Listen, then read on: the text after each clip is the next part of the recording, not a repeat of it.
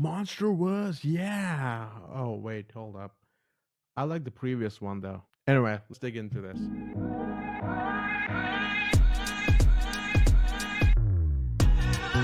Dig into it. Welcome, guys. Welcome to Buddies and Blockbuster. As you know, I'm your host, AJ. And yes, I know it's weird. Where is my co-host, right? Then where the hell is he?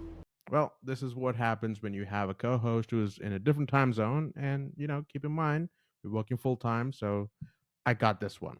Today we're going to review Godzilla X Kong: The New Empire. I know I'm a week late, but I chose to watch The Goat Life last week, which released in the same time. You got to check out the movie review that we did. We're getting a lot of support. Truly appreciate it. So be sure to check it out. It's really good. In terms of this movie, it's coming off of the back of, Godzilla versus Kong, where the two of them beat the crap out of each other, which is pretty good. I really liked it. Really like the antagonist of the previous film. It was, King Ghidorah. For somebody who needs to take on both Godzilla and Kong, we needed to have a monster we can go toe to toe with both of them, and I think that was perfectly done. Coming out of the back of that, it kind of picks off from that piece. For the most part, we have the humans living with the monsters in a way carefully, right? They have the Hollow Earth piece going on, and a lot of tech as well, and they're monitoring the situation and stuff like that. Of course, we have Kong. The main piece here is he's the last one of his species, right? So he's kind of looking and searching for, hey, is there anybody else aside from just me? He's getting lonely and stuff like that. And to be honest, guys, when I think of these movies, especially the MonsterVerse, uh, in my mind, and again, keep my disclaimer alert. This is just my opinion. I'm by no means I'm a critic.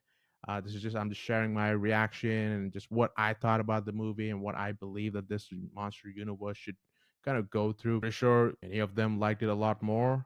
I respect that. Please respect mine. Don't kill me, right? In terms of these movies, my expectation is I want to go in, have some fun, basically see monsters beat the hell out of each other.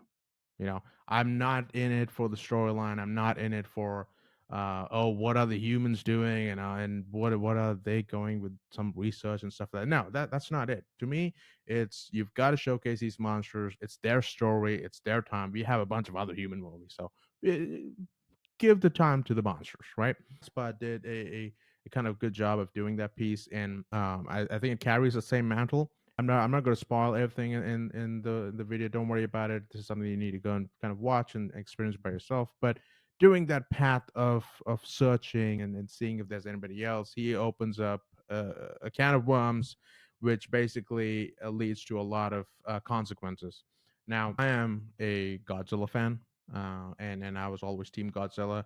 For my Godzilla fans out there, I'm here to disappoint you. Godzilla has, in terms of screen time, he has a significantly lesser time compared to Kong and the humans and stuff like that. Maybe next time let's equal it up or kind of give him more time. And now I get it. We had Godzilla -1 come in, and there's too much Godzilla stuff going on, so we had to go like shine a light on Kong's behalf. So I guess that's the reason.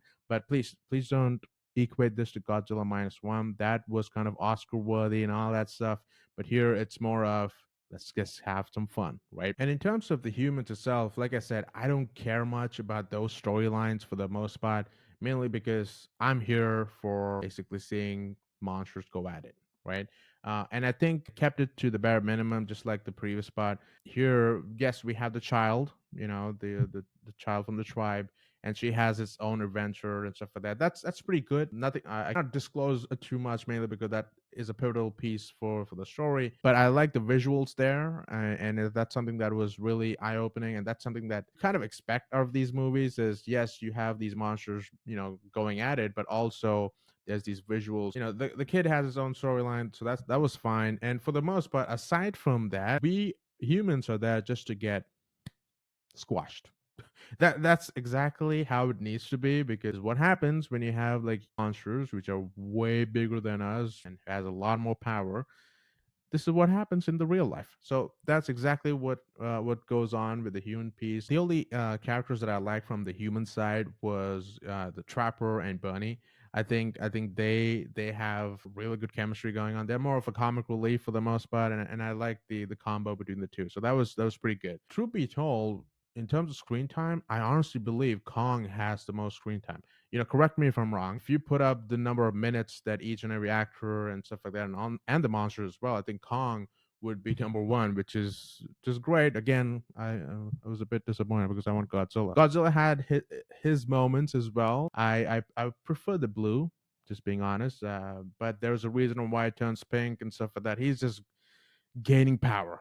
As you when you watch the movie, you'll understand how it turns into pink. The antagonist, the villain of this movie, and it's Scar King. You've seen him in the trailers and stuff, and it was more connected to Ghidorah, mainly because of the size and the massive components that showcase the power of Ghidorah. And because you need somebody to go toe to toe with these other two monsters, Godzilla and Kong, right? I didn't have that same impact for Scar King. Now, Scar King's storyline and whatever he did, not a knock on that. When you compare the two, I would prefer Ghidorah over Scar King. I like the way how he's introduced, and the other components surrounding it was pretty cool. I thought for a minute, I thought, okay, is Scar King like bigger Kong? Initially when he came up, you might think that way, but when Kong and Scar King stands toe to toe, Kong is definitely bulkier. He's like the Rock, which is pretty cool to see. Every movie in the MonsterVerse is the fight scene at the end, the climax, the huge component of these movies are the end scene, and I think that's the best, and that's something that I always look forward to, and it crushes it. I really liked it. It was a joyride to see all these monsters go up against each other. There's this one shot, this one scene, and I really appreciate what the director did there. It gave me Endgame vibes, and it was pretty cool because keep in mind, back in the previous movie, Godzilla and Kong basically beat the hell out of each other, right? And they hate each other and stuff like that. I mean, they still do. That's still there. Don't worry about it. They still hate each other. But in this movie, they need to be the tag team champions.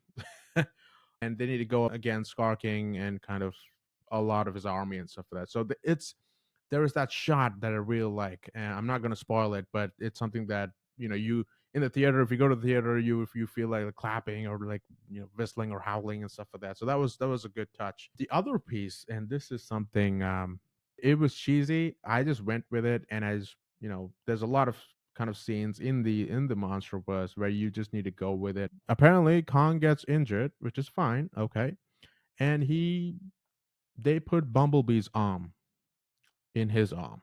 Just go with it. When that happened, I was like, wait, are we going to have a crossover? Is Transformers and King Kong and Godzilla going to come together, and you're going to have freaking Optimus Prime, instead of saying, "Oh, Autobots roll up," he's going to say, "Godzilla and Kong roll out." I honestly thought it, but again, the way how that piece was laid out, and the reasons and how they get the arm and stuff like that, it was cheesy. Just go with it. Like I said, it definitely helps Kong at the end, in terms of battling and stuff like that, because he was pretty banged up after that fight.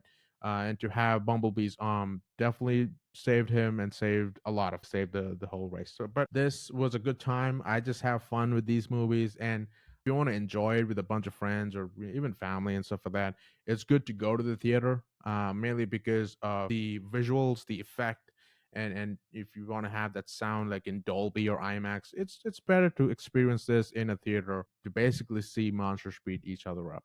But yeah, in terms of rating, I would go with 3 out of 5, but definitely worth going to the theater if there's nothing else going on. I mean, that's the reason why I didn't go on the first week. I did see the Rotten Tomatoes and stuff like that. Critics for some reason hate this movie. I don't give a damn with that, because we have what, close to 94% or 98% in audience rating. So that's telling you something, and that's the reason on why it's just a fun ride. But I want to know from you guys, what do you think? Do you like the movie? Did you go to the theaters for this? And also another question is, out of the MonsterVerse movies that came out, what is your favorite in terms of ranking? What is your favorite? Put it in the comments down below. I'm gonna see it. But yeah, guys, if you enjoyed this review, be sure to check out our other reviews. There's a lot more to come with special guests. So thank you all for the support, and as always, be sure to like, share, and subscribe.